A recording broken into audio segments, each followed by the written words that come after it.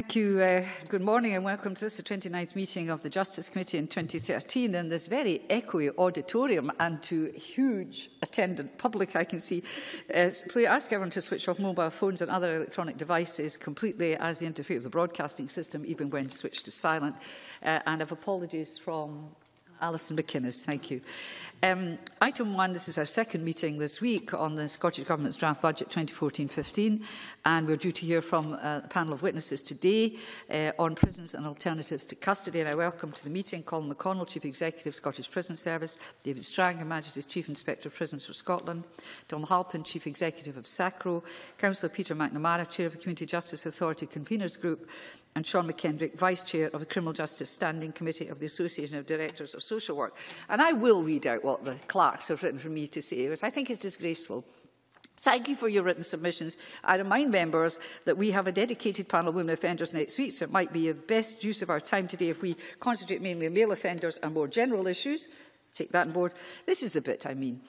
I should say at this point that my sight lines are not as good here in the debating chamber than in the committee rooms, so I'd impress on members and witnesses to step up their efforts, to catch my eye when they wish to ask or answer a question. Microphones are being operated by broadcasting. There's no need for members' cards or pressing switches, nor indeed jumping up and down and waving your arms, but that bit I added myself. But you will appreciate that if you just catch my eye as witnesses. And can I thank you all, as I say, for your written submissions. And I'll go to questions from members. Simply, if one's directed at you, obviously, individually, you would answer that. But if other members wish to come, other panellists wish to come in with a response or to the same question, just indicate to me and I'll call you and so on. But don't feel obliged to do so. Now, can I just have questions from members? And the same thing goes to members, so I need to catch your eye. John Finney, thank you. And then I've got John Pentland and Roderick Campbell. John. Thank you, Convener. Morning, panel. My question is to Mr Halpin, but I'd welcome comments from everyone else. Oh, beg your pardon. Okay. Thank you. Yes, Convener, my question is to Mr Halpin, but I would welcome comments from the other panel members, and thank you for your submission, Mr Halpin. We hear a lot about preventative spend, and in your submission you talk about the operation of the bail and arrest referral scheme, which would seem something that absolutely fits that bill. You described the experience as a bit patchy. Could you expand on that? And I wonder if the other members could comment on what benefits they would see from that scheme, please. Particularly Mr Halpin. Thank you. Thank you very much. We provide services across all of Scotland. It's a feature of Sacro that is a pan-Scotland organisation, but the provision of that type of service by Sacro is patchy, and that reflects the commissioning practice that we are seeing across Scotland. What we do know, where it is co-produced between ourselves and our partners in the local authorities and the community justice authorities, it really does engage people in a way that can be inspiring, actually, in terms of change. And I need to be really clear here. We're talking about people who are in that stage of a chaotic lifestyle, where there's churn. But this is not necessarily the group who are high risk, very serious offending. It's a big chunk of the population. One example, just to evidence how effective it can be, we do operate an arrest referral scheme working with the Alcohol and Drug Partnership and the Community Justice Authority area in Lanarkshire, where we were working with men whose behaviour in terms of alcohol was a very significant influence in that, the reason that they were there and being prosecuted. When we were working with them, in terms of, because it's voluntary engagement with us at that stage, they have to want to do this as well. When we were working with them simply in the community, not joined up with the prison service, our success rate of getting engagement was less than when we were working together and actually speaking to them in the cells at the court, in the prison, and when they were on remand. And actually our voluntary engagement shot up to about 25% of the men we were engaged with were voluntarily tackling the issues they have with alcohol. That's a practical example of how that service can reach that group. Funding. I think that's what we really want to know is, we know about churn, we know that interventions work, many interventions work, but yet our prison population keeps rising. I've been here 14 years. I think at one point 4,000 was thought to be a bad number.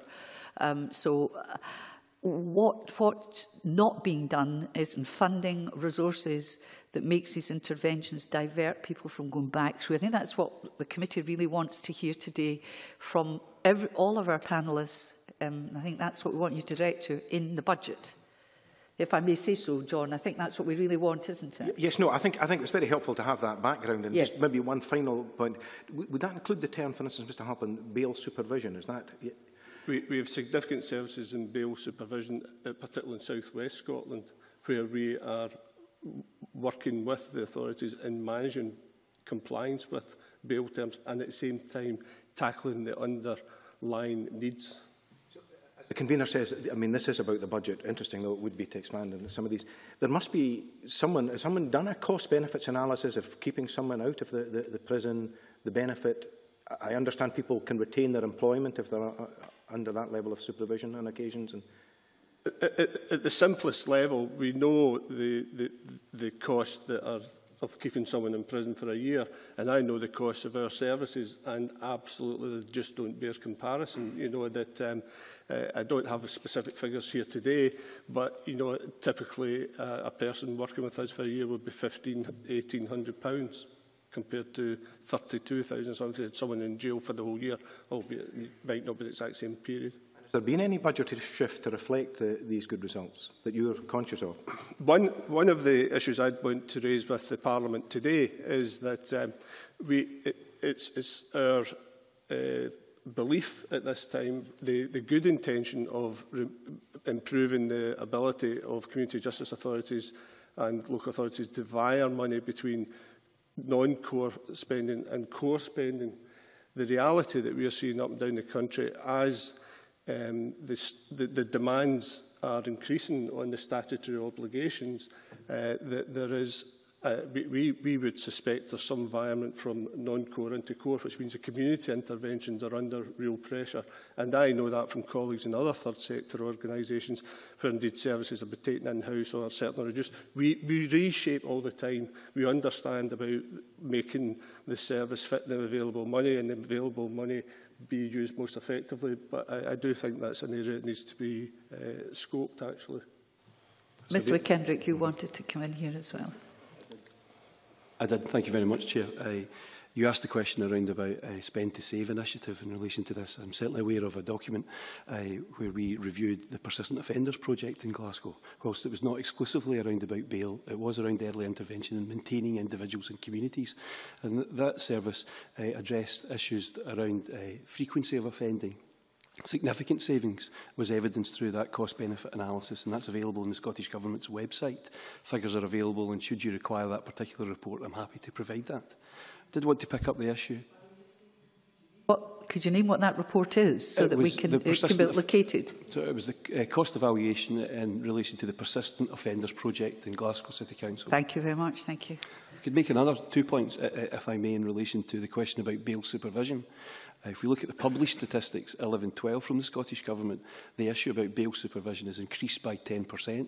So there is a willingness around there to use bail supervision as a mechanism of ensuring people are properly supervised in communities. And if I can pick up the last point that I would want to make in relation to this, which is the budget issue. You will know that the budget allotted to criminal justice social work is a standstill budget with a real terms reduction of 1.8%. So it is significant when we understand the cost-benefit analysis. It is significant when we understand what works to reduce reoffending, that we're actually facing a reduction in cash available in order to facilitate that particular issue. Are you able to help explain how the commissioning process goes, and how would, for instance, Mr Halpin's organisation be taken on board? Is that done in conjunction with the local authority, the criminal justice authorities, or, I mean, does everyone do their own things, perhaps? There's a standard issue. Mr Halpin was talking about non-core and core funding in terms of the budget in relation to this. So each community justice authority will have a non-core element where they're able to divert monies and commission particular issues or particular services to deal with particular issues. So there are degrees of flexibility. But the issue... the issue of bail supervision, each local authority and each CGA will operate a forum of bail supervision. I think Mr Halpin's issue is around how much resource is there on a consistent basis relative to need across the country. And I think it's a very valid point in terms of the consistency that he makes. Mr McNamara, you want to come in now? Yeah, I'm trying to get my head around this commissioning. As far as I'm aware, CGAs are fairly restricted in commissioning. And what we do is we have the Section 27 budget, which comes through Community Justice Authority, which supports the core element of criminal justice. And that's predominantly what we do. There's very little flexibility in that budget because it's predominantly about the core activities of criminal justice within local authorities. But as far as diverting people away from locking people up and the saving that can give to our communities, certainly community payback is something that we've been very much in favour of and working with over the last couple of years, and it's been extremely successful. And the personal experience I have within my area is, for example, young people helping out in a local bowling club to put down a new floor. But the most important part about that was, it wasn't about the young people, it was about the community understanding that these young people were actually doing something constructive within their community rather than being locked up and at a cost to the public purse. So there is a saving there, and I can't quantify it yet.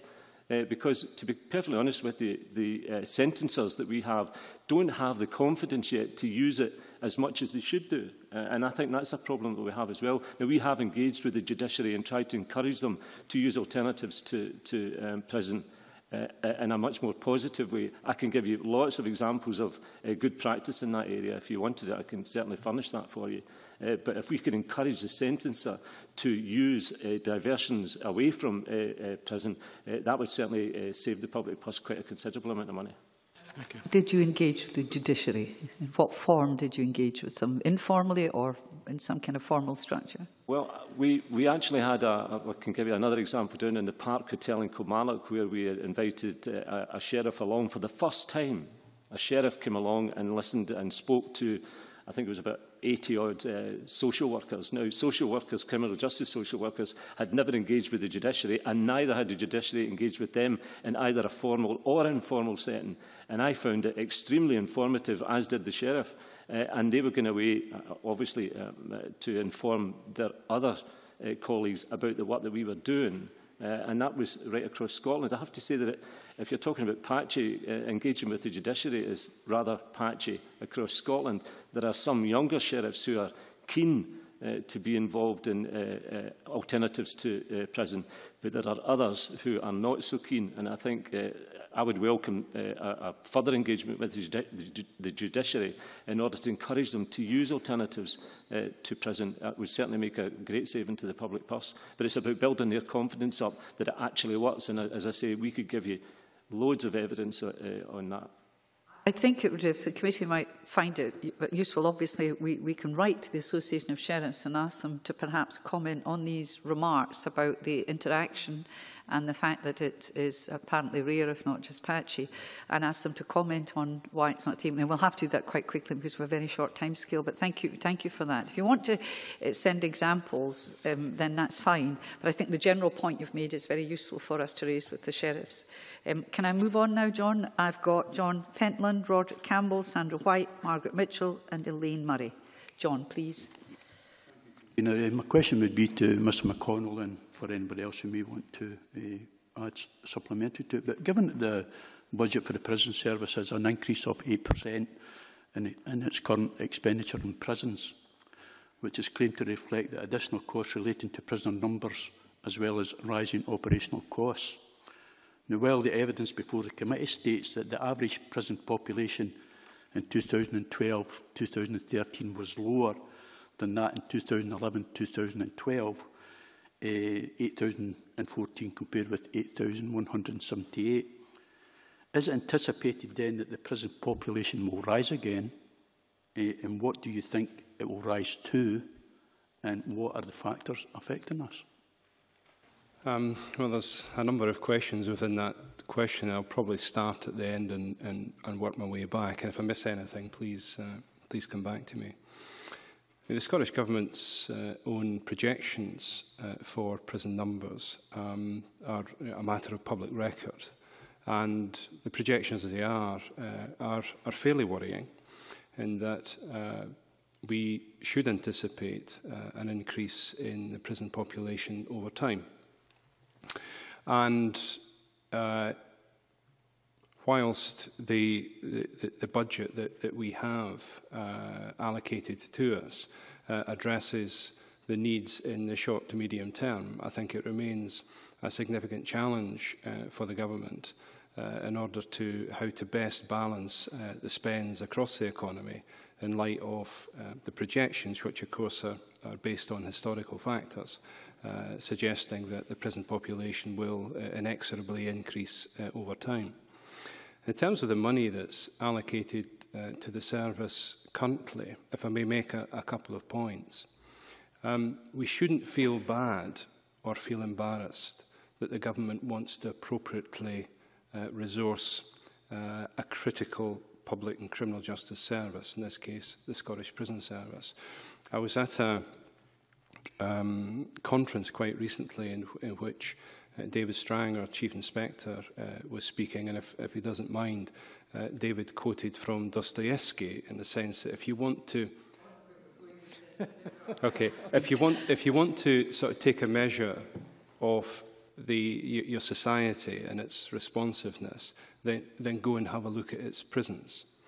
And I think it is something which Scotland currently should be rightly taking confidence in, that the government is, in my view, appropriately investing in the quality and responsiveness of its custodial service.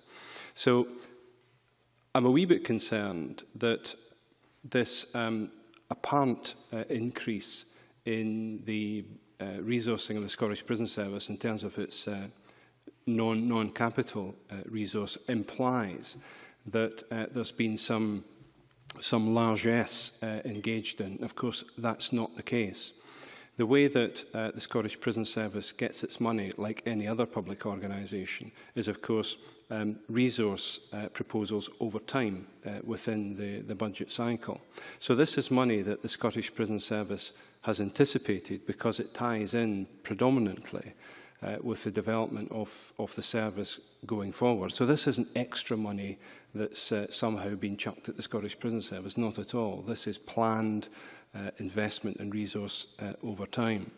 So we're trying to build a service that's appropriate for the challenges that it meets, and perhaps there's an opportunity here, either in response to this question or others, to talk about where the Scottish Prison Service is going, how it's going to use those resources in future, and actually how the Scottish Prison Service might change over the coming years. A point I would make, though, is if you compare the costs of the Scottish Prison Service, certainly within UK jurisdictions, we are as efficient as certainly our near neighbours, even given the enormous economy of scale that, say, NOMS enjoys.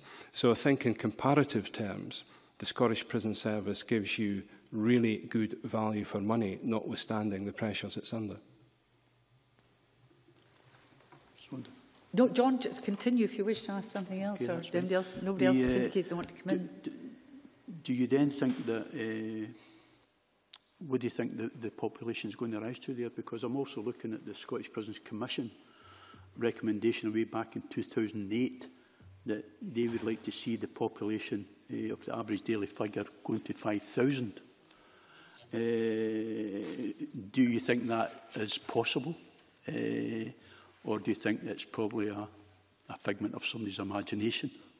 Well, I mean, 5,000 as a custodial population, I think, is an aspiration based on a number of factors that emerge from the McLeish Commission. And ideally, as a country, we would want to be in a position where we have absolutely the minimum number of people possible held in our prisons for a whole number of reasons, if not just economic.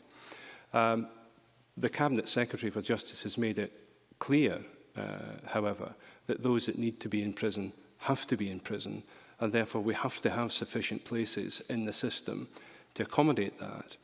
I think it's always useful to keep refreshing our minds that, in a sense, custody is at the end of a long journey and a long process, whereby we just simply have to take those that are committed to us by the court, either on remand or subsequently as convicted, and do our very best in connection with our other partners, be they within the justice system or within the community and voluntary and not-for-profit sectors.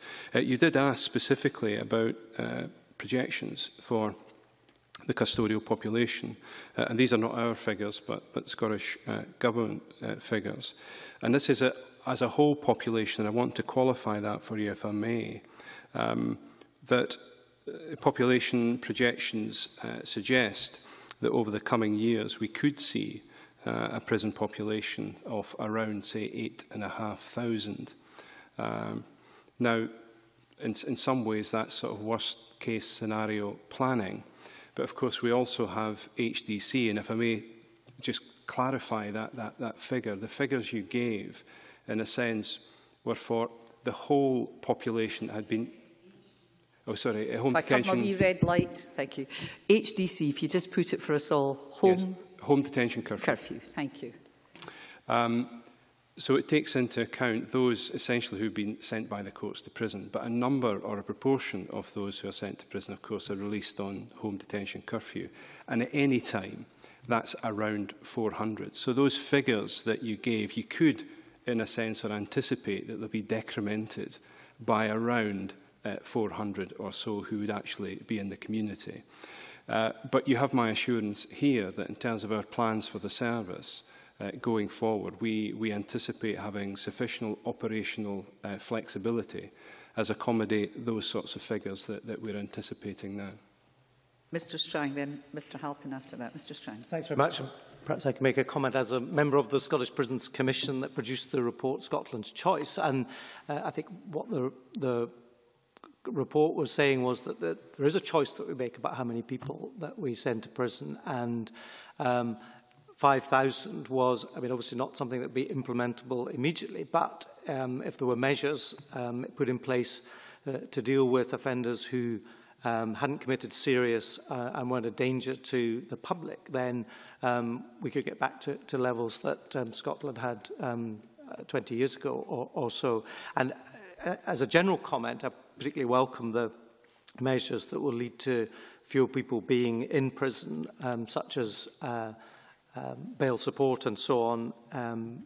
Part of the rise of prison population has been prisoners on remand, and if those can be dealt with more effectively, then in a sense they certainly ought not to be in prison for punishment, which they're not. And the question is, are there other ways of reducing offending and securing their attendance at court?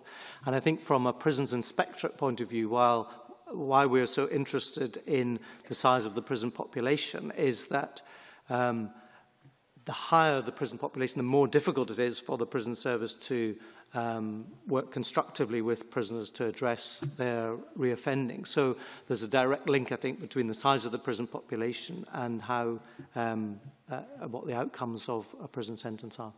Before I call Mr Halpin, are there ways of reducing numbers on remand? If so, why are we not using them?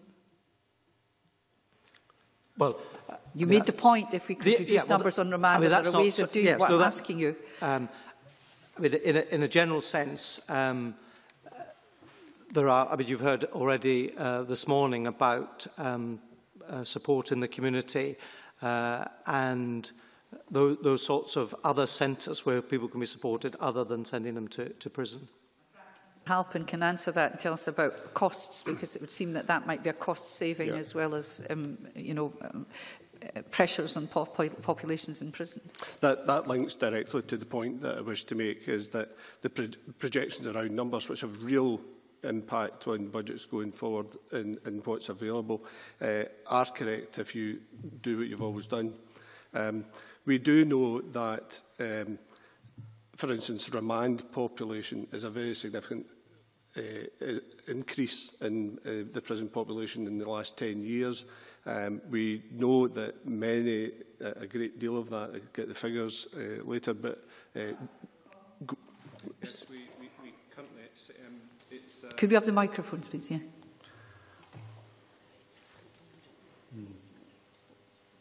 Is it working? If the wee red light's on, but if the wee red light's no on, it's not. Well, I can Could we have the microphone, please? I can just speak up then. No, Oh, we need you for the official report. Oh, okay. But the figures I have for you today, around 1,214 people are in our custody on remand, which is about 16% of the overall population. So whilst that's not an insignificant number, in terms of effort and response, I think it's keeping that number in context in terms of what it is you're trying to get from the overall system. But that might be helpful to us. Yeah.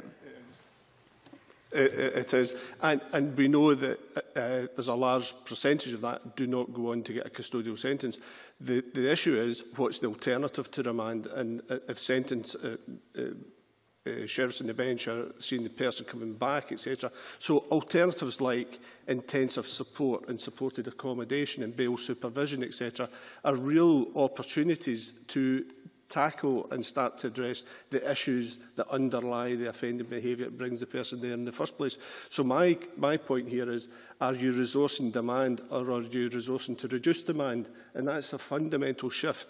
Now, at the moment, what I experience is the whole conversation around the criminal justice system in particular is with people who are already involved in the system. This is a much larger discussion because it does need really integrated services in terms of housing, in terms of health and all the other services that actually tackle those issues. I've got Mr McKendrick and then Mr McNamara on the same issue, I think. Mr McKendrick, you were first. I assume that we will be talking about the same issue. There'll be a number of factors that, of course, influence the prison population. One, of course, is the resourcing that's provided in communities, and I've already made the point in relation to the budget and the budget reduction. So it's significant that we actually are beginning an issue around how we tackle the numbers by reducing community supports and the availability of community supports, and that's certainly the first issue. The second issue is around about how organisations collaboratively spend the available money. Mr Halpin had made reference to the circumstances of offenders. We know that the majority of those remanded will be involved with mental health services. They'll have significant addiction-related issues. They will have accommodation issues. Those issues being more prevalent in the women's population. And yet, the question that I would have is how we are resourcing the collaborative spend around those particular issues and themes. If we are able to spend money more effectively, as well as maintain the level of funding that's been previously around, we are more likely, I would argue, to make a positive impact on the numbers of people that are either sending short sentences, remand, or indeed the quality of supervision for those that are in long-term sentences as well, post-release. So I think there is both an issue around budget availability, and I think there is another issue around the collaborative spend, how we are able to influence partners as to how they proportion money to vulnerable groups of individuals who will be well represented in the health service through forms of addiction and mental health. So there are a number of challenges around sustaining the funding that we have and the effectiveness of the spend, as well as how we influence other spend in this particular arena.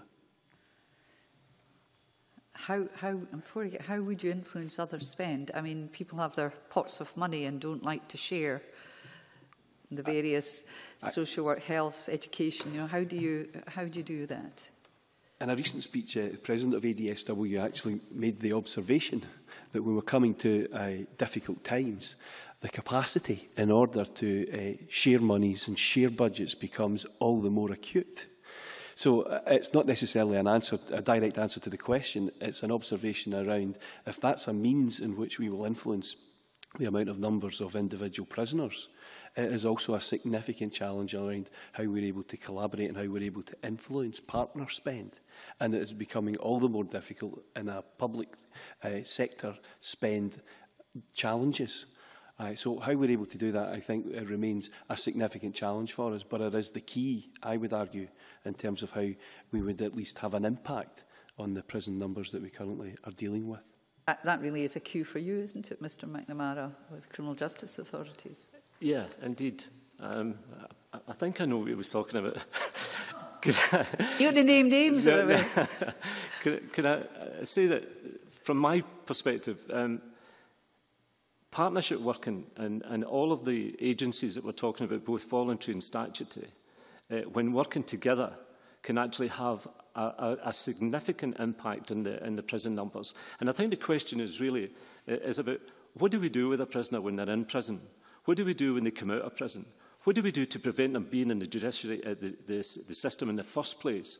And it's all about early intervention, McLeish report and all of that.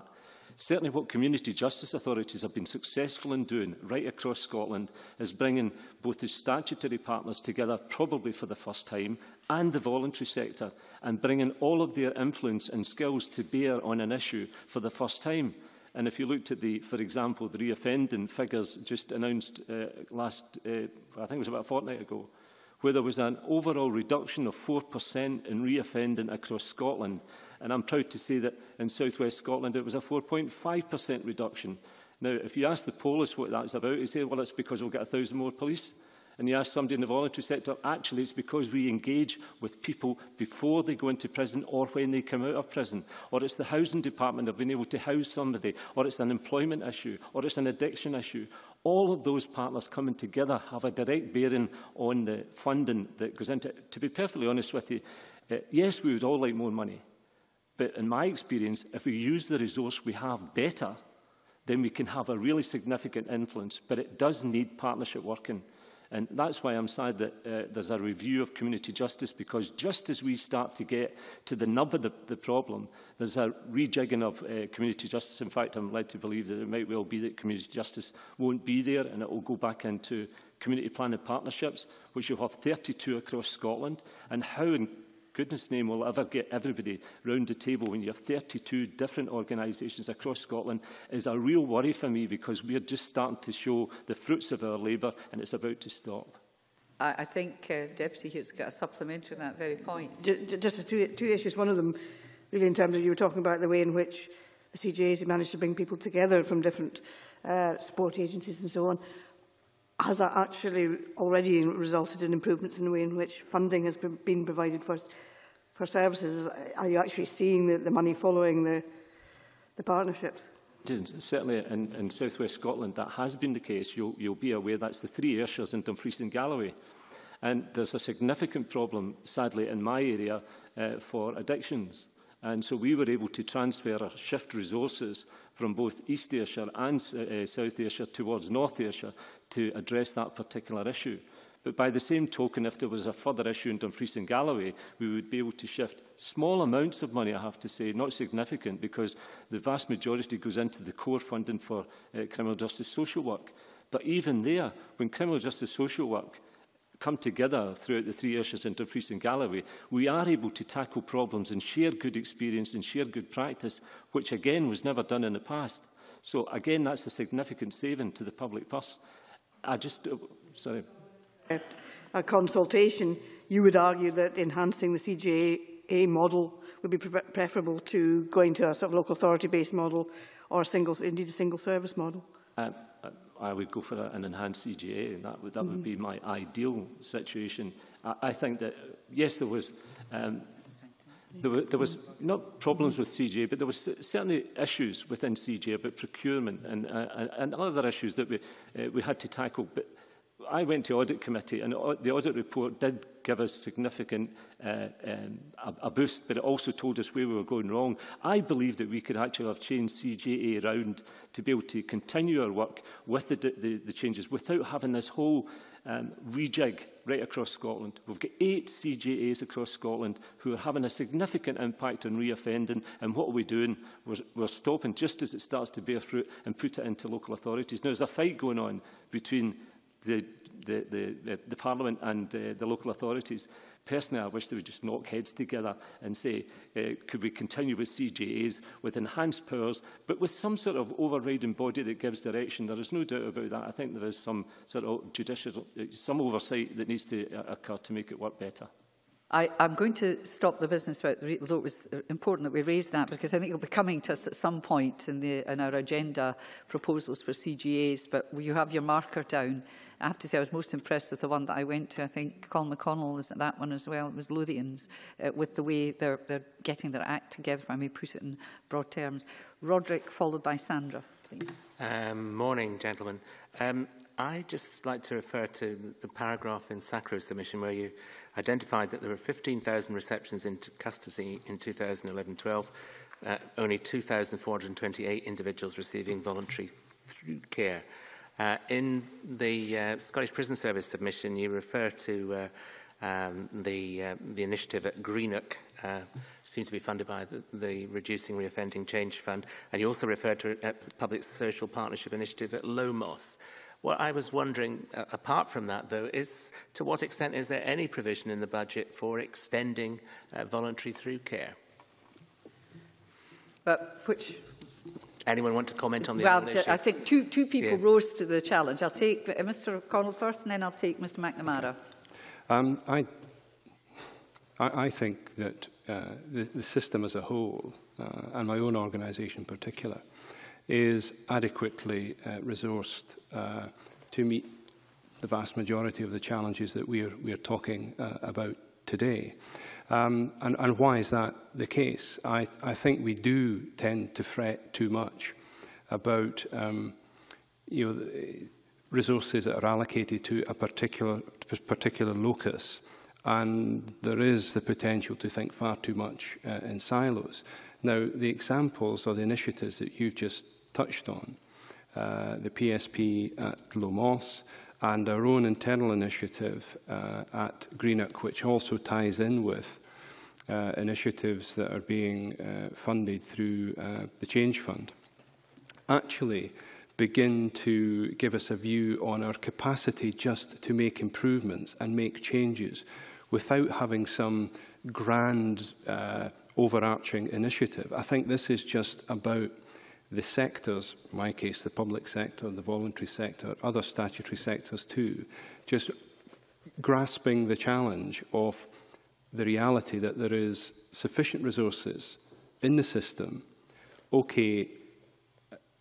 bunched up in particular locations, but taking the challenge here that comes from my colleagues, if we just stand back and view ourselves as the overall service provision and worry through how we can make those resources work more effectively for the benefit of most, then I think, as I say, those examples that you've just touched on, Lomos, Greenock, we've also got initiatives going at Conveners and at Edinburgh, and these are all initiatives that we've generated internally just by coming together, recognising that there's a common challenge. So I think there are sufficient resources, both in the prison service and elsewhere, that if more smartly used, we don't need more, we just need to use the resources we have more smartly, we can really get the traction that you and other parliamentarians will be looking for. Could you develop the word smartly, please? What's not being done? Examples, please. Well, I think, and I've said this in a number of speeches, and it will be flushed out in our own organisational review report, which we published on the, as I've mentioned to you in my submission on the 18th of November, that actually we need to look less about what we do in the sectors and much more about what we can do by joining up together. So we talk about, as I say, where the resources are located, and we're worrying through this morning, understandably, the amount of resource that's invested in the prison service, and there are necessary reasons for that. But it's not necessarily about moving the money, per se, around. Those resources buy talents and skills and opportunities, and it's about where those talents and skills are applied and the opportunities seized. And we're looking much more now to explore the opportunity to use those skills and talents, those resources, more widely, particularly in the community, and moving them out of prisons. And that's people and skills and resources, more to support offenders, whether they're in the community or in prison, on that journey. So joining up through care. And as I say, we don't need real grand initiatives to do this. We just need to take agency and move it forward ourselves. I'm sorry to push you again, but skills, talents, resources moving out to the community, what are those skills, talents, resources? It's our staff, it's our workforce. It's our relationships. Okay. So you're talking about prison officers working outside the prison walls? Yes, yes. And of course, conversely, colleagues in the community working more in prisons. And I say that's about joining up through care and making it more impactful so that rehabilitation is more acute and resettlement works better. I'm trying to just again flash out what would these prison officers be doing outside the prison walls? If you can just further, well, again, if picture of your vision. Mr. Campbell's just mentioned two particular examples, one at Low Moss and one at Greenock, and essentially what we see is the development of the prison officer role more into support and advocacy, and particularly being available when the acute moments are reached in those first 3, 4, 5, 6 weeks after returning to the community. Now, that's not in place of the other services that are there. Can never do that because there are some professionalisms and specialisms that are absolutely necessary.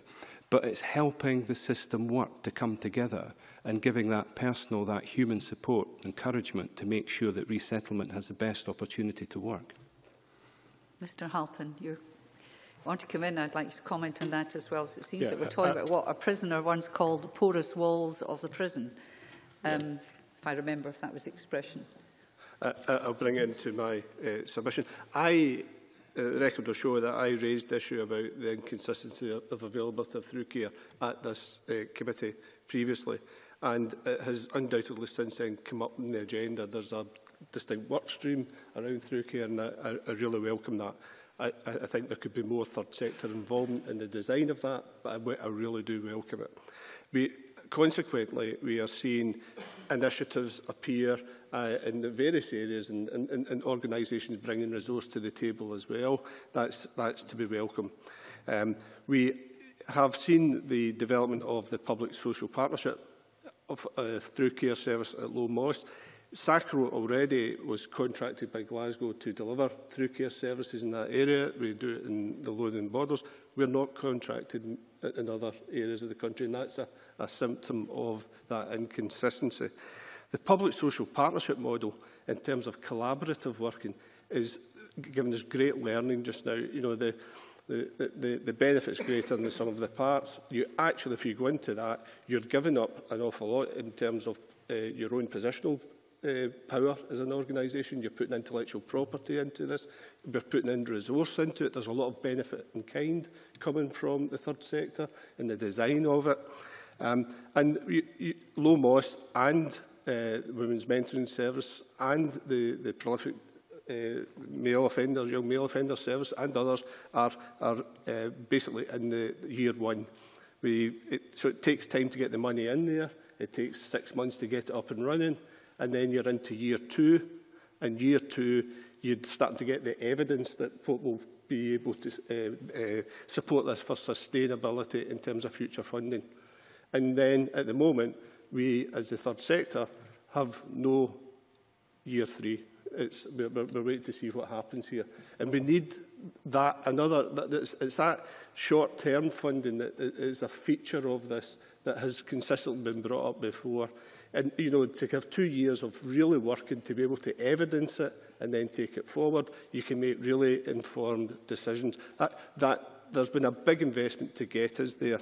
But in terms of the point that Mr McConnell makes in terms of the Scottish Prison Service, including staff working out with the prison walls, that's to be welcomed, because that actually supports the third sector organisations and statutory sector organisations working within the walls. The key point is about integration of services, because there's no way all the prison officers can meet all the demand in the community either. But what you don't want is someone's got a position of trust with a service user up to a certain point. They walk out the door, having to build relationships again, and maybe the confidential conversation they feel they can have was the person that they've just spent time with behind the prison wall. They can carry that on. So it's about integration of services. But it is, in terms of budget, about realistic timescales in order that we can evidence what works.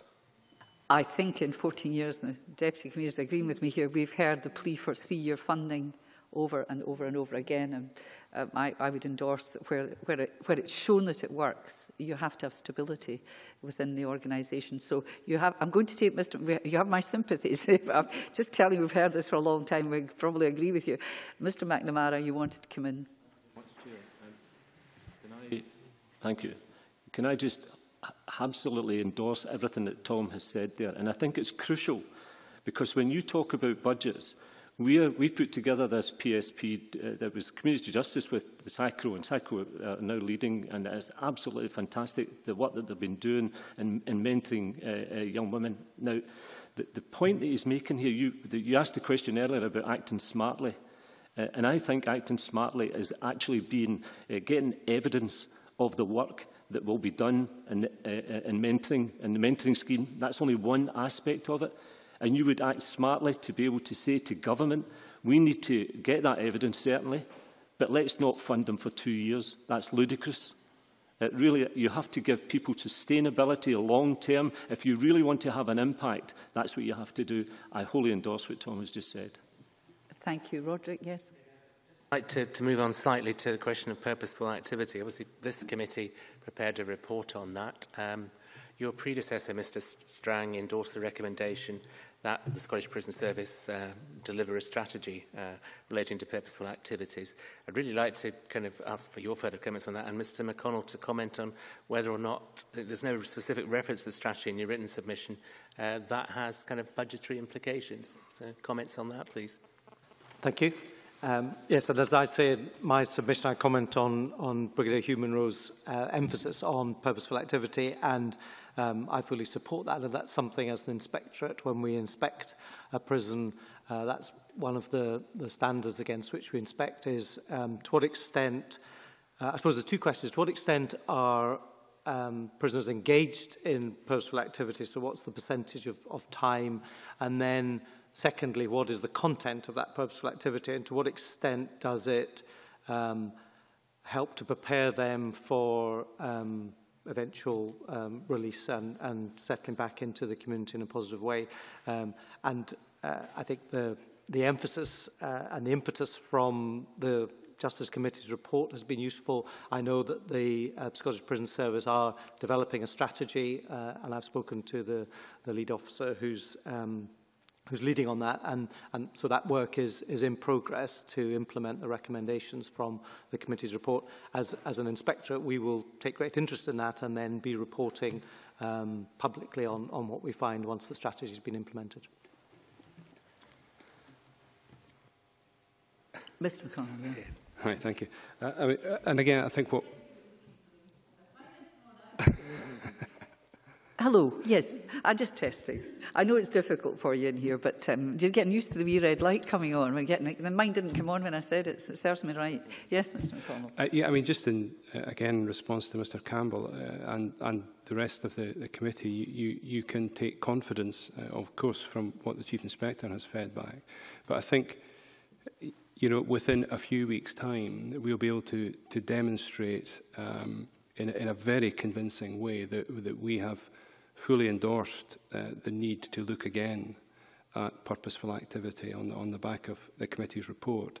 In a sense, what that has caused us to do is think really deeply about how the Scottish Prison Service goes about meeting the challenge and meeting its obligations to make a solid contribution to reducing reoffending. And you'll recall some of the concerns were in some ways a very narrow focus that was taken on purposeful activity. In some ways, it was a bit of a mechanical approach. And really what we're doing is redesigning the organisation, of course, to provide skills and opportunities for those that come into custody, to have sellable, marketable skills, employable skills when they leave.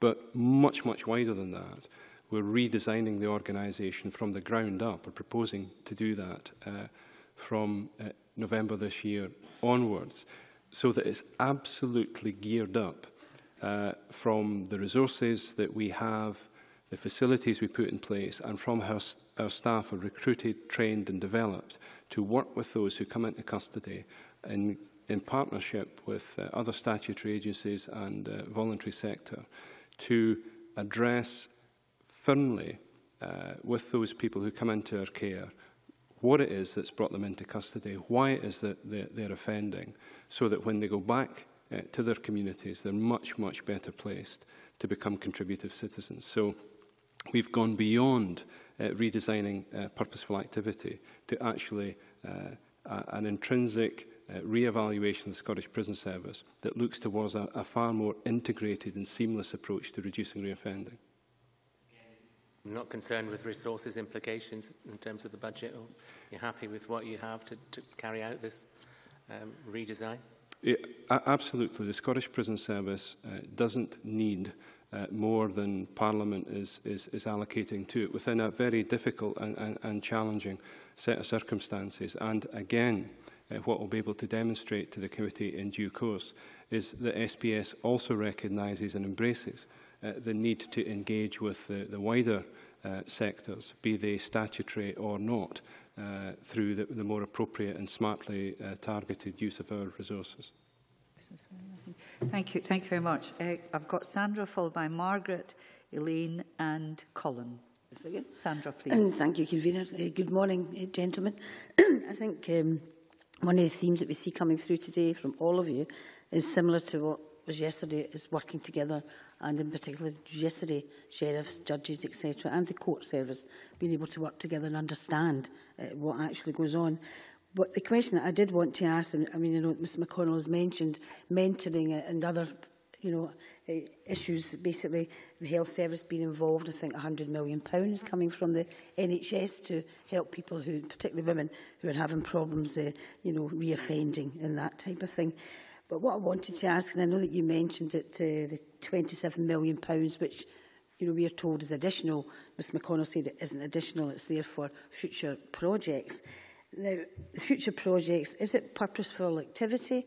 And bearing in mind all the other work that's going on from CGAs and others and Sacro, would you say that the money that's going into the prison service, if some of these resources, if the 27 million is additional, would that be better spent elsewhere and not just in the prison service? I think we have to be clear that, of course, the 27 million is additional to what we had, but it's part of a planned resourcing of the Scottish Prison Service over time, so that we can meet the commitments that are established for us. So I don't want us to be sort of dancing on the head of a pin in terms of whether it's additional or not. It is, but it's part of a planned resourcing approach to the service. In terms of whether we have sufficient funding to do what we need to do, again, yes, we have. In terms of whether we have sufficient funding to engage more purposefully with our partners within the criminal justice system and beyond, yes, absolutely, we have. And as I said before, it's not about, in a sense, working harder with the money. It's about targeting it and making sure that the impact of that resource spend is felt across the widest possible landscape in terms of where offenders come from and go back to. And the journey that SPS is on is very much one of engaging more widely, integrating more closely with partners, as I say, within the statutory sector and beyond. Thank you. Hopefully someone else may come in on that particular one as well.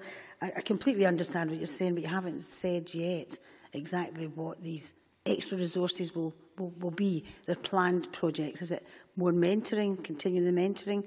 As you said, working with the outside bodies, you know, the Cash for Communities programme, that type of thing as well. Just if you could maybe be more specific in what you mentioned about the future plans and the extra money to help deliver the future plans. If you, again, if I can just refer you to the written submission I made, I set out, I think, about five or six bullet points in terms of what the prime targets of that resource spend is. But that's not just, you know, we're talking about here 27 million, which I'd prefer to get away from, because I think we need to look at the whole resourcing package. And this really is about not just developing the bricks and mortar, important though that is. So you'll see one of our target projects is bringing on stream Grampian, for example. It's also about bringing on stream in due course. We might touch on this next week. It's about bringing on stream in 2017 Inverclyde and a new regional facility for women at Edinburgh. And of course, all of that stuff needs spend now in order that we can appropriately get there in 2017. So that's the bricks and mortar stuff. But if I go back to the answer I gave to Mr. Campbell, what this is also funding is a fundamental reform and transformation of the Scottish Prison Service in the coming years. So this is the front end of a new Scottish Prison Service which takes a fundamentally different approach, essentially designing in from the front end, reducing reoffending.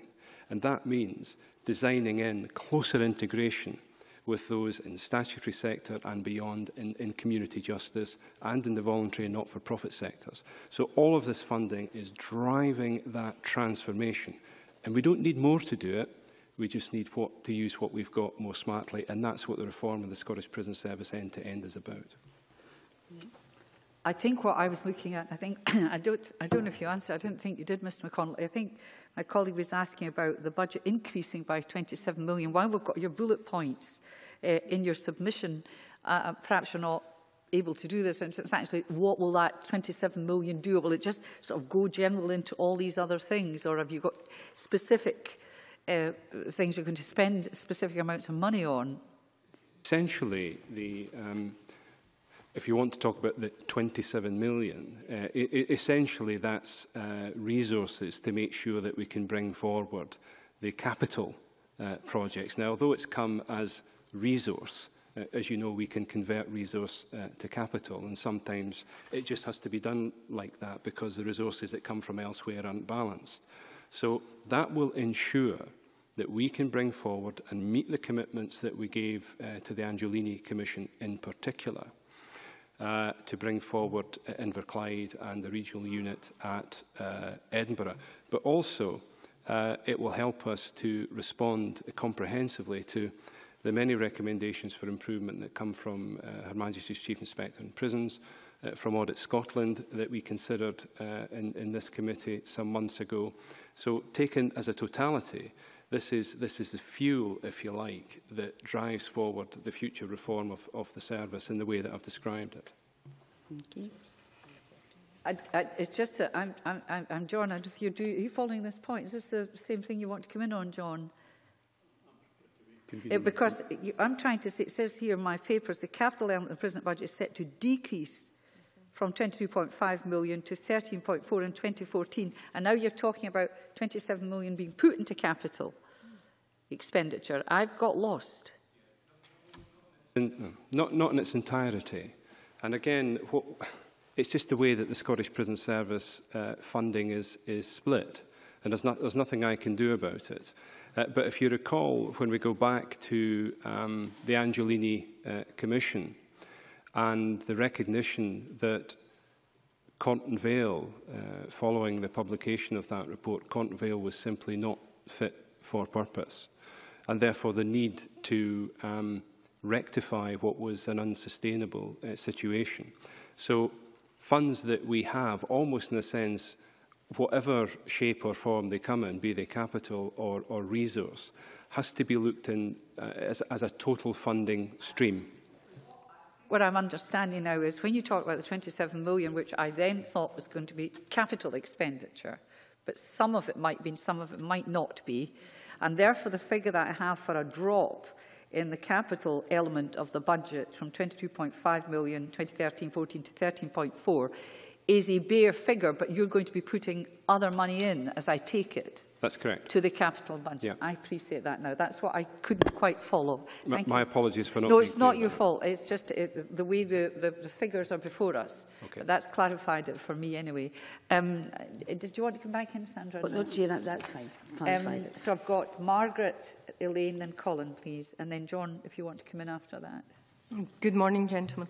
I wonder, Mr Halpin, if I could ask a little bit more about the bail and arrest referral service, which seems to me an absolutely outstanding example of preventative spend, given the legal responsibility associated with bail The prisoner is helped, the convicted person is helped with that. They assist individuals to recognise the nature of the difficulty they face, confront their behaviour, the effect it's having on them and others. Is this kind of programme under threat with, and I noticed specifically, and as the convener says, time and again we talk about this, the 3-year funding or lack of 3-year funding? If I address the 3-year funding part first, it's a reality that every year the staff working in that service receive notice from the local authority, your services, and it's stark, it says that it comes to an end on that date, and they have to work under those circumstances. And in the months between that, receiving that and the allocation of resource, we have to negotiate and at the same time reassure staff that they have got a future there. So we're having to work at it. That's the reality of that type of funding arrangement. And how do you plan for the next year? If actually building community capacity, it very much involves volunteering as well in certain roles. How do you recruit volunteers for next year if you don't even know if you've got funding to be there? There are real issues about this, and they've been well expressed before, and they stand up. Actually, the public social partnership one is slightly different because it's in the gift of government to give that year, because it was part of the change fund. Whether it comes from government or from partners in that, or whatever. So there is a slight difference there in my view. But the 3-year funding isn't from government always. We're talking about charitable sectors, so on, providing you a 3-year Are we in lottery and so on. Can you just clarify? There tends to be the big lottery projects. You have 3-year budgets, etc., and it depends sources. Some are 1 year, and it can be as disruptive there also. But I was fundamentally, in terms of my experience with Sacro, talking about public contracts coming to the third sector. A specific one, because I think it's an excellent example of something. It's a no-brainer. It should continue. It's doing superb work. How's that funded? It's funded by actual tendering, formal procurement, and the big one that we work in the South West Scotland Community Justice Authority with the local authorities there, and that has, because it's went to actually sorry, I don't understand. Who's actually giving out the money so and deciding? The local authorities in South West Scotland issued an opportunity with tender, and when you go for formal contracting, there can be greater clarity, but then there's an inconsistency about that and how that can be applied by local authorities, because they may well write into the contract subject to available funding, so you're still back into this. Now, in terms of the effectiveness of that type of service, I want to make it clear at the outset, it is a challenge for the person who's receiving that service, because they have to comply. And indeed, we will be very challenging during that. But at the same time, we will be a critical friend, and we will really cause them to look at the issues that are underpinning the behaviours that have brought them to that place. And there's all sorts of assessment tools and work plans, and we work integrated with that. But the fundamental part, particularly in bail supervision, is they have to comply with the conditions of bail. And I refer back to my previous point that this is not a soft option. This is not about treating everybody. We're all the same, and we all want to just everybody's got good in them. That there is serious management of offending behaviour going on in these services, and that should not be lost. Take it as read. We're quite sophisticated on the committee, and appreciate the complexities and individual complexities for individual parties on remand or coming out of prison or whatever, multiple complexities in the main. But I don't mind you putting on the record. It's just that we've been around a while, some of us.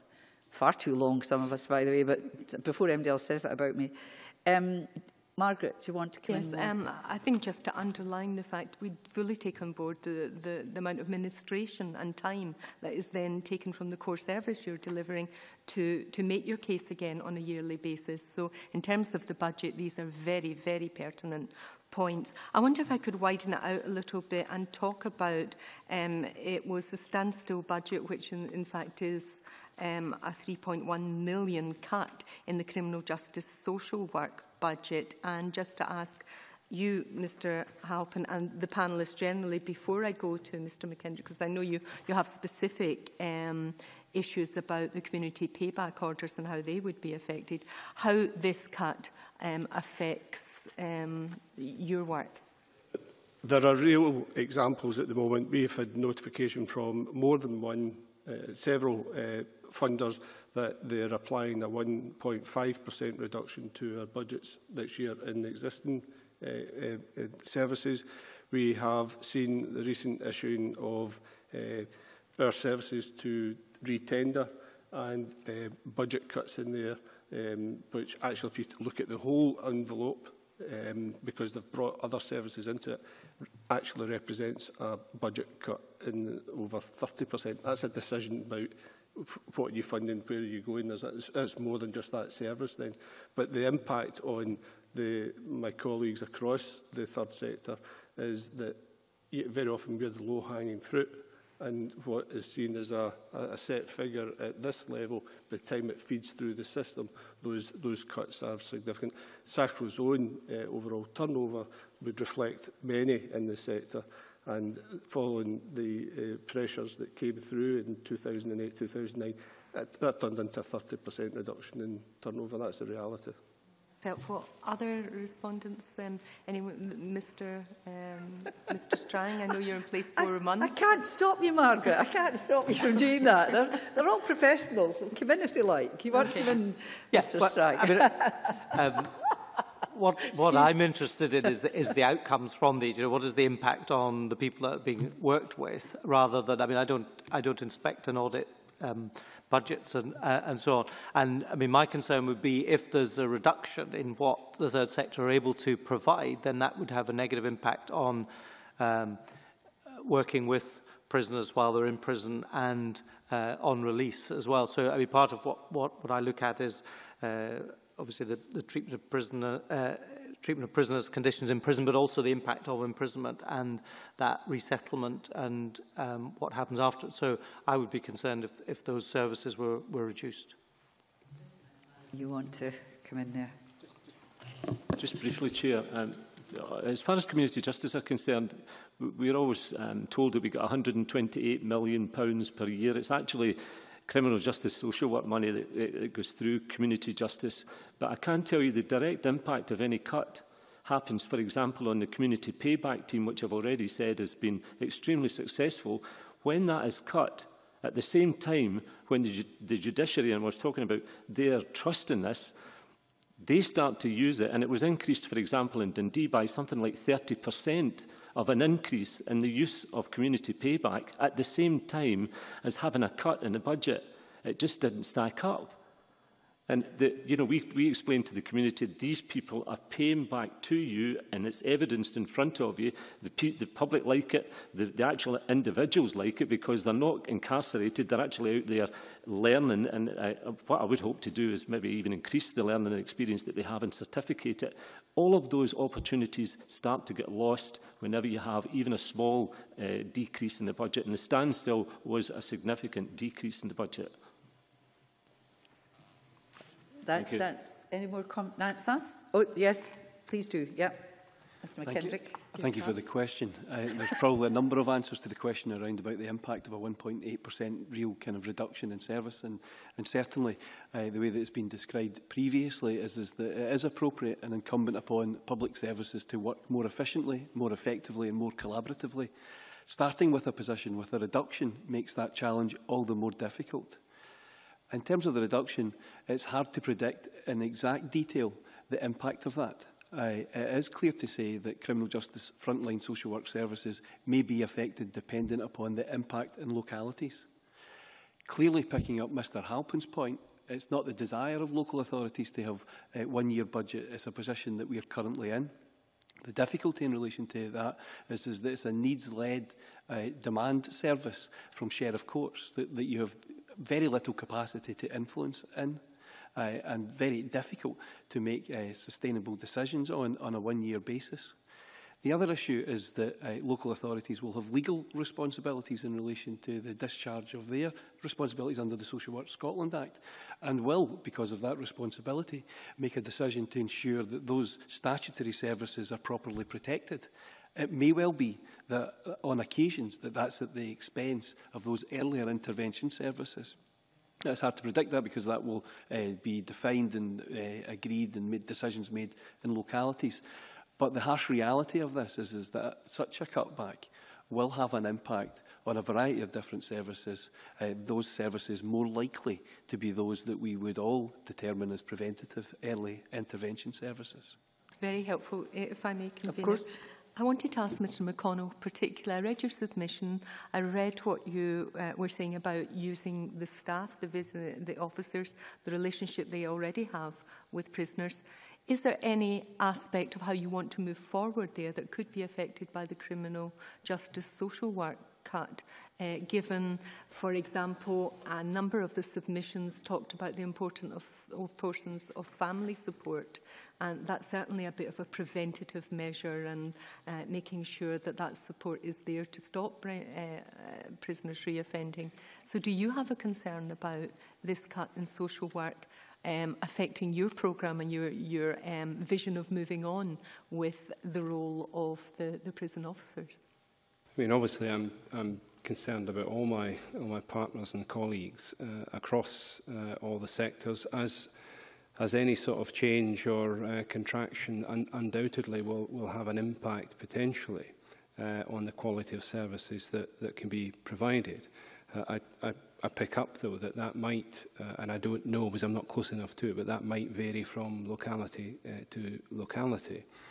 I think in terms of the direction of travel for SPS towards a more integrated approach to service delivery, changes in the community per se will not, in my view, certainly substantially impact on the direction of travel for us, in the sense that, as I've already set out for you, and this will become clearer after the 18th of November when we publish our organisational review report. Those skills, that experience, those relationships that we have currently with those who are sent to our custody by the courts and for whom we care for on a day-to-day basis, those in a sense are bought and paid for. And that's part of my point, is that we don't need more money, we don't need some grand initiative in order to make this more impactful. What we just need to do is take ownership, take agency, and work with each other to potentially spread and develop that impact across the system and into the communities. So I view this certainly from the perspective of the glass half full rather than half empty. I suppose my concern was if you are working in some of these community projects, supporting family, for example, there is a role there very often for community justice social workers. And if their hours are cut back or whatever, they are diverted to the statutory obligations that Mr McKendrick's referred to, then that may impact. Convener, if I may then, given that there has been today some concern expressed about the ability to deliver community payback orders, community sentences generally, can I ask the panel if they would be concerned that the review of community sentences by the government is not to be published till September 2014, and in view of that, given the kind of information you've supplied today and the various gaps, would they be in favour of postponing any redesigning of community sentences until we had this information from the September 2014 budget implications? Yes. I'm thinking of budget implications here in my little head. Yes, please, Mr McNamara. I'm confused as the community justice authorities. it's community sentences. There's a review of how well they're working, community payback orders. Now, obviously, the more information you have for that, the more efficient you make it, the more you get value for money. It has budget implications to that extent. So if that's not going to report to 2014, really what I'm saying is, should we be redesigning the community justice system without all the facts? Indeed. And I think we've been arguing for that all morning. I think we have said clearly that we want to have evidence before you start to change anything, and I don't think there is sufficient evidence there as yet for you to make a proper, balanced judgment on this. So I would argue that you have to wait. Right, but we're not going to do anything about it anyway just now because nothing's in front of us. Okay, yes, Mr McKendrick. I think there's two things in relation to the answer to the question. My understanding in terms of the government's review is about the impact and rollout of its new sentences. Of course, how they're delivered in a geographical locality are very important, but I understand it's about the review and implementation and the impact of them. How we are organised to deliver them is a slightly different question and is not subject to the review that's to be published in September 2014. Last question. Well, it's short because I've still got people waiting. I was trying to hang on a minute. I'm just trying to finish by 11:30 because other people have other commitments.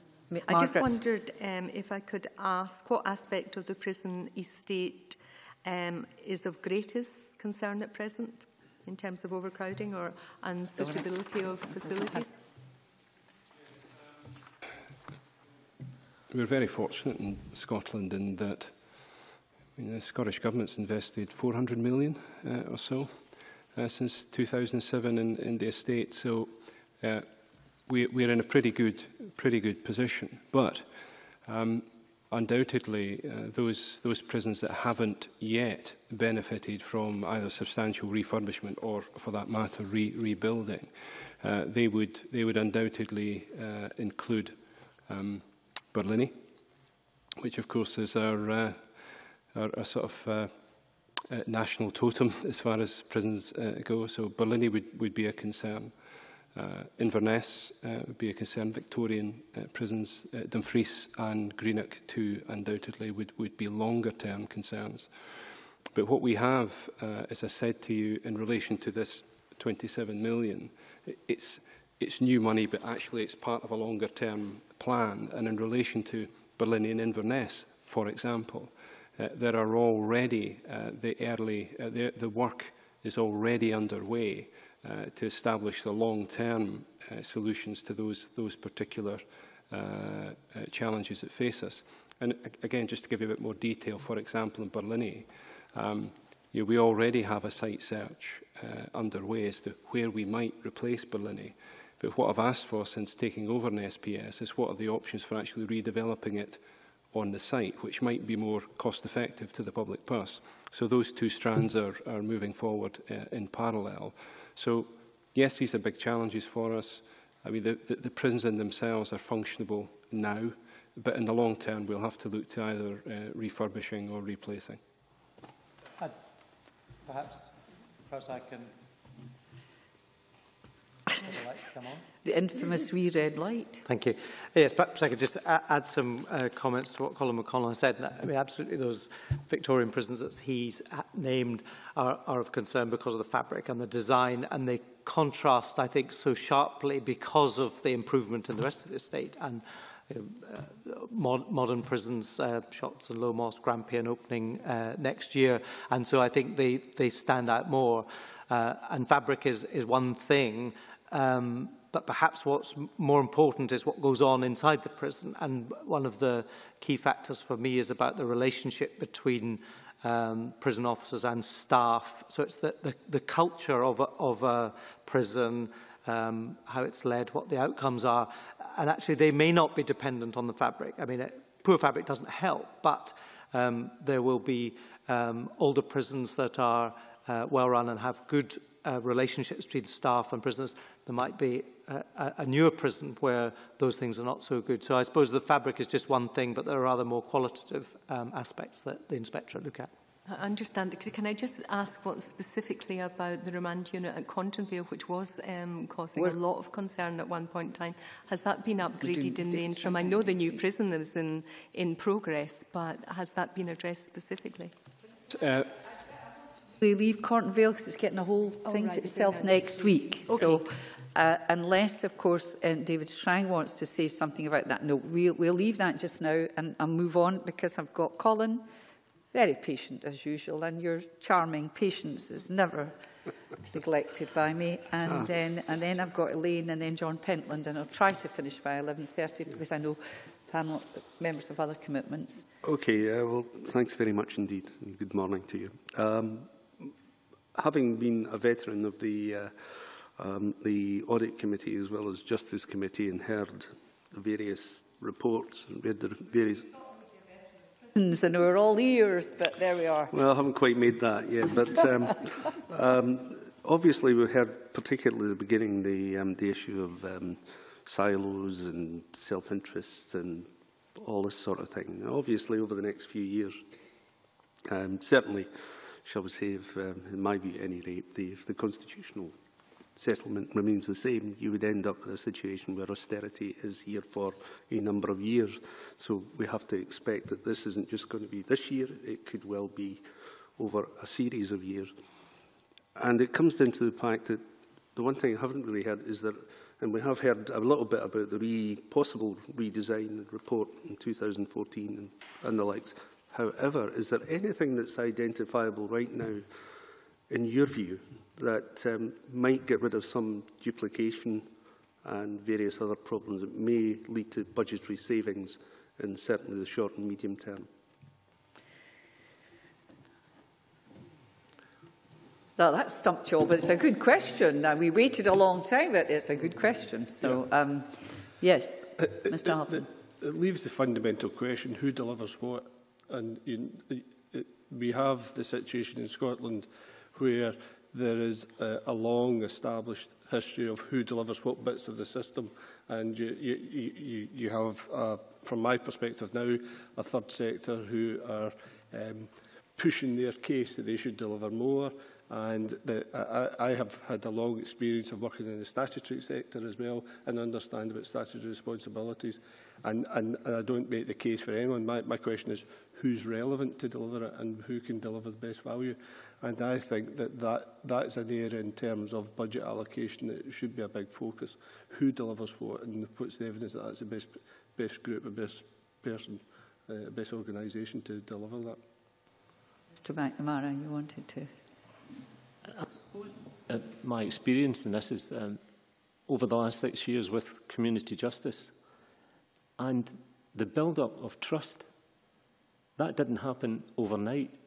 And to get away from those silos, that protectionism, those this is what I do and I've always done it, to change people's attitude is quite rewarding when it starts to happen, and it's so frustrating that just as it starts to happen, somebody says, you're not doing it quick enough, well enough, and we're going to pull the rug and completely change it. From my perspective, and from all of the organisations that I work with who sit around the table at South West Scotland, it is extremely frustrating because we are asking of them to carry out duties and projects which are being undermined constantly, whether it be in timescales of budgeting, whether it be on political direction, whatever. And I have to say that sitting around the table in South West Scotland, there are 4 different political parties. And not once have we had a vote because we have one thing in common. We want to change the society that we live in. We want to make it better. And we want to use all of the tools around that table to make it better. So despite all of the difficulties, we have been able to achieve it. And yet, when we're given the opportunity to make our case, we're told that you're not doing it quick enough or whatever. It takes time. And we've already spoken about that, 3-year funding, etc. It takes time to get people confident. We are just starting to do it with the judiciary. And that, for me, the judiciary and the health service, getting them to work with us and using their resources in a much smarter way, a massive budget. And again, we're starting to work with the health service. And yet now it's all changing. And my despair is that in 5 years' time, there'll be somebody sitting around this table going, do you know, I think we should actually have something like a community justice authority to bring all these partners together and reinvent the wheel again. It's taken a long time to get to where we are today, and my fear is that we're throwing it out. And you will be sitting here looking at budgets in 4 or 5 years' time and saying, whatever did we do to remove community justice? Because community has been mentioned the whole morning. And it is about reflecting the community and the community understanding just exactly what it is we're trying to do. We are having an impact on community, and I fear that we're going to lose that impact. Sir McConnell. Yeah, I mean, I wholly recognise the circumstances as you've described them moving forward. I mean, for example, in terms of prison service, and it's not been touched on here, I mean, our inherent inflation costs are 13 million per annum. So we need that just simply to stand still. And it's a number that's driven by a number of complex issues in terms of how the service is broken up and contracted and some of the sort of costs that we can't shift around. But anyway, well, it's gas, it's electricity, it's water, it's the contracted services that you know, there are funding regimes built into them that we simply can't get away from, no matter how tight the fiscal situation might be. But I simply make that observation. But I go back, I think, and I hope my colleagues sitting here will chime with this point, that we shouldn't necessarily be seeking permission for driving public sector reform. I think that's a given. And I think those of us that are charged with certainly running and being responsible for large chunks of public spend, prison service in my case, really have an obligation, I think, to look beyond siloism and find ways, not necessarily through third parties or whatever. We don't need grand committees to sit round and work this out. We really should just discharge the responsibilities of our office and come together and find smarter, more economic, more efficient ways to do it. And actually, I see hope. I get lots of messages that people are up for doing that. And I'll give you a very particular example. And it might seem a small example, but I think one that we can build on. I mentioned at the ADSW conference last week that the Scottish Prison Service spends about $5 million each year essentially buying criminal justice social work services for statutory provision. I think that's frankly bonkers. I don't know why we do that. So there's $5 million sits in SPS to buy essentially community in-reach services. I think that money could be more smartly used. I'm not going to stand on ceremony about it. So my open invitation to my colleagues is, let's not have a grand committee. Let's just get round the table and sort out how we can better use this money. And taking Tom Halpin's point entirely, let's find out which organisation or which location is best placed to make a real impact with that resource. And let's then try and find a way to get maximum impact from it. Could you just, I'm conscious of time, just explain how that money is allocated just now? You said you've got, is it ring-fenced to be used in a certain way and you want to do something? Actually, just explain to us. And that's again, one of the limiting factors. It's not ring-fenced, so potentially it's elastic. But the sum, in a sense, is driven from the service ultimately that's specified between SPS and our criminal justice social work partners. And it really is about providing services to those who require statutory input. Now, it's a torturous process to try and get through that. There's a load of bureaucracy goes with it, which in itself is a drag and a cost. And again, I think as a public sector, we've just got to get on our horse and go to a different place on this. And as I say, we don't need flagship initiatives. I think we can just get round the table and sort this out. Yes. The last time I was at this committee, Mr McConnell and I spoke about this very issue in relation to this. And certainly as an organisation, we're more than content to get round the table around how we spend that particular money. It connects really to a point that I wanted to make in reply to the question, and I'm going to refer back to what I was saying about collaborative practices. I do think we need to try and get away from seeing offenders as individual offenders and part of their community, so they require the services of other community members. Now, unfortunately, most of the individuals that are offenders also require the services of child protection services and addiction services. So whilst I'm supportive of the idea that we don't need grand committees of it, we need a better understanding of how those individuals consume the services and how we make those services more accessible to those individuals that are vulnerable and don't access them very well. You were nodding there, Mr McConnell, so I'll leave you to debate this. It's an interesting point. I've got, you're on my list. Well, then that'll be you. That's exactly good. Colin, have you finished? Do you want to come back in first? No, given the time, I'll Thank you very much. Right, John, and then it's Elaine. Last one. The money that the prison service give to the criminal justice, the £5 million, you had said, Mr McConnell, that your resource was sufficient. Are we then to believe that every year the £5 million that's identified within your budget for the criminal justice, the £5 million is given to criminal justice? If I've understood you correctly, then the answer would be yes, on the basis that those services have to be provided. So the services have an associated cost which moves from us to whichever local authority it is that's providing the service. And we do that by dint of an SLA. So we have an SLA that says that money for those services. But again, I think we could work a lot smarter and find ways of making better use of that resource. And the point I'm making is it really shouldn't sit within SPS. It should sit somewhere else, but it just happens to sit within SPS for the moment. So I could be walking out here to be shot in a sense, giving £5 million away from the SPS. But I'm prepared to do that because we are probably not the best place people to judge. There are more professional colleagues than us that can make better judgment about that. That's an interesting point.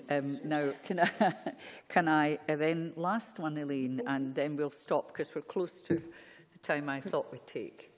I just, on the level 4 figures, indicate a 25% decrease in the budget for electronic monitoring and a 20% decrease in intensive support packages for MAPA level 3 sex offenders. I just wondered if there were any concerns that those budget decreases might actually impact on reoffending or on alternatives to custody. Yes, Mr Halpin. It may surprise committee, but Sacro actually is involved considerably, particularly with intensive support packages, in providing support to local authorities in the management of MAPA clients. One of the issues in that is that the level of risk is very significant, and there's no point in trying to wash over that, and is very, very significant for my organisation in being involved. We've scrutinised ourselves, we have employed the right people, we have a board exerting governance over us who have very credible and eminent experts in this field. The reality is that people can be released on parole and mental health orders, wherever, and where they go back to the country, it can be random because that's where they came from. And the level of knowledge and experience and readiness to receive them in that area, as you can imagine, just naturally would be variable. And we perform, I believe, an important role in providing support in that area, not just in providing the social support, which actually part of the big risk that builds up is isolation of people who are under control. But it's actually about providing advice and our shared experience across the country with our partners.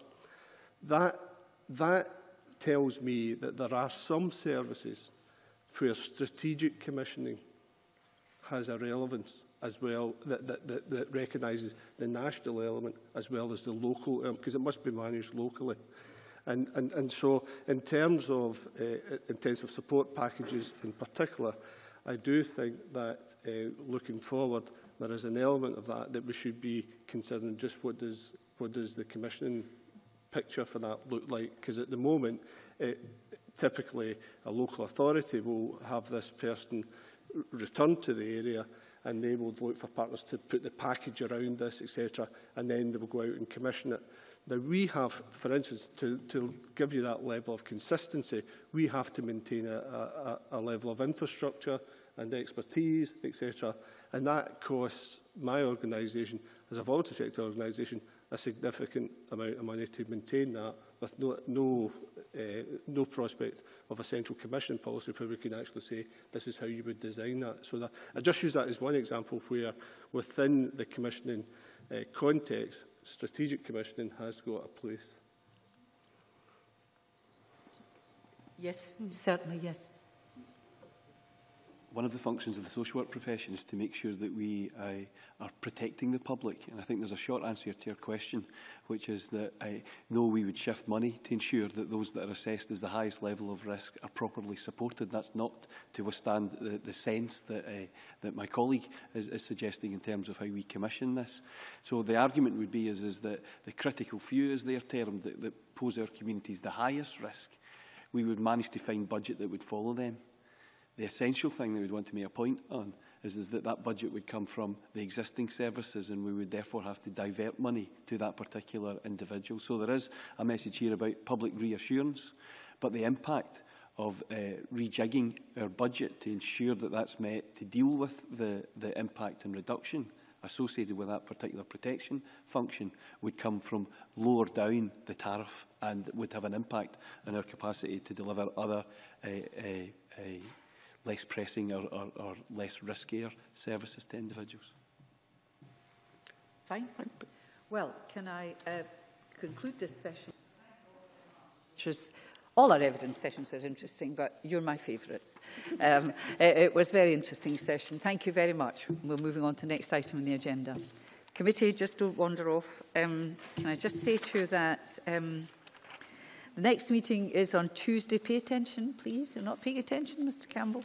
Next meeting is on Tuesday, 5th November, when we'll conclude our evidence session on the budget with a panel on women offenders and an evidence session with the Cabinet Secretary.